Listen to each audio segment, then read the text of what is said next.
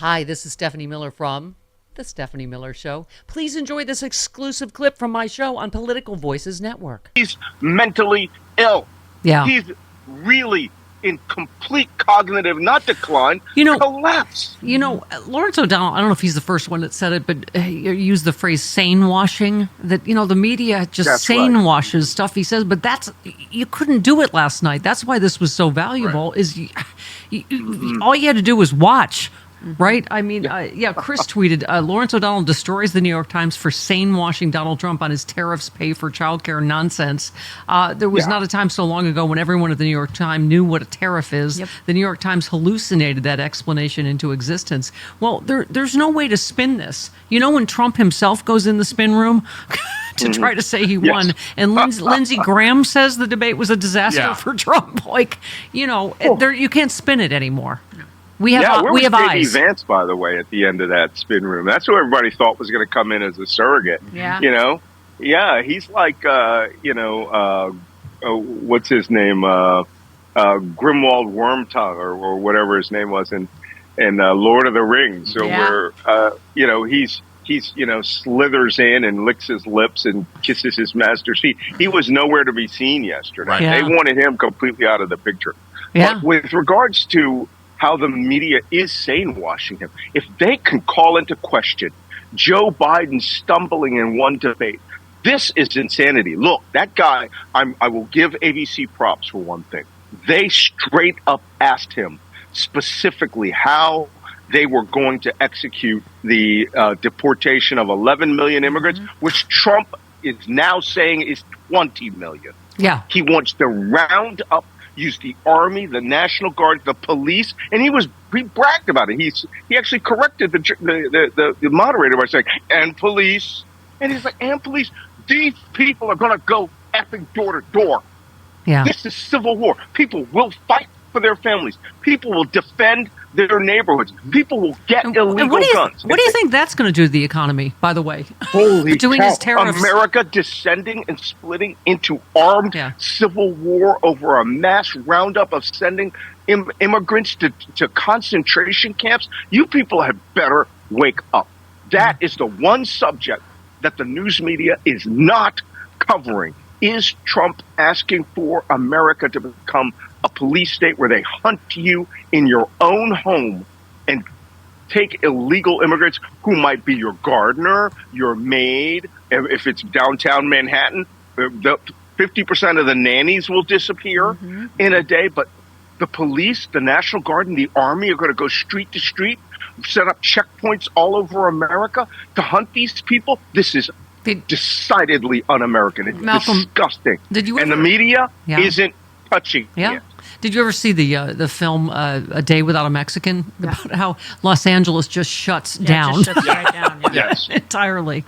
Absolutely. And it's not Mexicans. These are immigrants who are becoming Americans, like in Ohio, in Springfield, Ohio. It's 20,000 legal immigrant skilled workers that saved that town, rebuilt manufacturing in that city, built the churches that were empty again. And these people go, oh, they're eating dogs, which is knuckin'. Well, you guys know the rest. Yes. Knuckin'. The one thing, and before we go, Malcolm, the thing I thought was the greatest everybody said is, what she modeled for us last night, Kamala? She is not afraid of him. No. She punched the bully in the nose. And I was just reading this headline. Trump steps up threats to imprison those he sees as foes. And Mark Elias said, if Trump thinks he will intimidate us, he's wrong. We will fight against his voter suppression, election subversion, and attacks on democracy, and we will win. And I think that's what she did. She slayed the dragon last night. She did. You're absolutely right. She's not afraid of him. Jesus. She whipped out the full-on 2,000%, prosecutor versus felon. I could watch that show on A&E every day. I'm sorry, turn that into an episode of Law and Order. And she also hit him with the who's a convicted felon, right? Yeah. And who wants to do this? Who wants to do that? But again, that point that you and Mark Elias made about him literally saying he will arrest us. Some right-wing colonel, ex-special forces guy who goes on InfoWars all the time named Ivan Rankin went out there and said, we need to start getting the list together to start rounding it up. I wrote to him, I go, put me on that list, B, because you know what? We're going to throw down hard. But America is against you. You're just a bunch of Nazi thug sympathizers who all want to go out and emulate Vladimir Putin, Viktor Orban. That's like getting a tweet from Benito Mussolini and saying, hey, that Hitler guy's not so bad. Right. I know. I mean, Hitler says I'm great. I mean, it just was insane. Well, by the way, let's go to Hideki Tojo for another comment. Did you know that Tulsi Gabbard did his debate prep? So nicely done. Yeah. Hashtag not Does you. she have to give the rubles back? Yeah. Oh my God! That was the best tweet I saw this morning. I can't recall who put it out. He said, "Let's thank Tulsi Gabbard for all the debate preparation she gave to Trump." By the way, Salon headline, secretive right-wing network paid influencers to spread sexual smears about Kamala Harris. Yep. And our friend Bob Seska said, I'm looking forward to the day when the many Jill Stein progressives on this S-hole website get nabbed as paid Kremlin propagandists too. Not nearly as many as MAGA, but they exist. I mean, wow. I mean, it just, last night was, we needed this, didn't we? We deserved last night. Yep. Oh my God. I love that. Again, every minute of it. I'm going to be drinking it throughout the day. I'm going to be swishing it around. I have it in a decanter. It's going to be the meal that we, served at every meal until November 5th. And then I want that stuff ice cold for Election Day. So every one of you, this is the war to save American democracy from dictatorship. Yep. Let's get on the ball. Yep. Let's do it. We love you, Chief.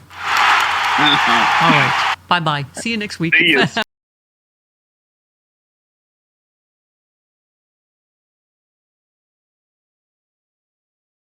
There's no denying it, the vibes are really good right now. But vibes alone won't save our democracy.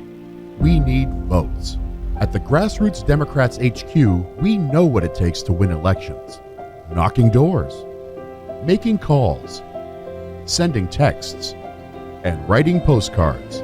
If we're going to elect Kamala Harris and Tim Walz and give them the Democratic Congress to pass their agenda, then we need to roll up our sleeves and talk to a record number of voters between now and November 5th. But let's be clear, we can't do it without you. So, are you ready to work? This is a fight for freedom and our future, and everything is at stake. Don't wake up on November 6th wishing you had done more.